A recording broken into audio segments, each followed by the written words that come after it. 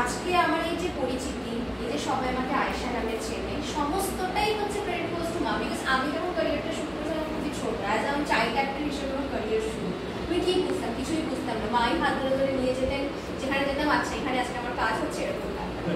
আর এই যে আমার স্বপ্ন নিয়ে যে জায়গাটার কথা বললে আমার স্টুডিও, এটাও পুরোপুরি মায়েরই স্বপ্ন, মানে মায়ের স্বপ্ন আমার স্বপ্ন দুজনেরই স্বপ্ন, বাট পূরণটা হয়েছে মায়ের কারণে।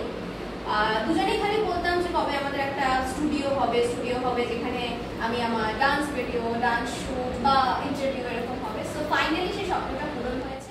রিলস ফর স্টুডিও এটাকে একটু ভালো করে দাঁড় করানো, একটু ব্যবসায় মন দেওয়ার চেষ্টা করছি, ডান্সে ফোকাস করার চেষ্টা করছি। নিশ্চয়ই জানো যে আমি আবার নতুন করে ডান্স ক্লাস সবটা শুরু করেছি, কাজে আরও পরবর্তীকালে ভালো ভালো কাজ করতে চাই, ছোট পর্দায় বড় পর্দায়। তো এটা ফোকাস। আর বাদবাকি যে বললাম না ডেস্টিনি, এটাতে লেখা আছে যখন হওয়ার তখন হবে।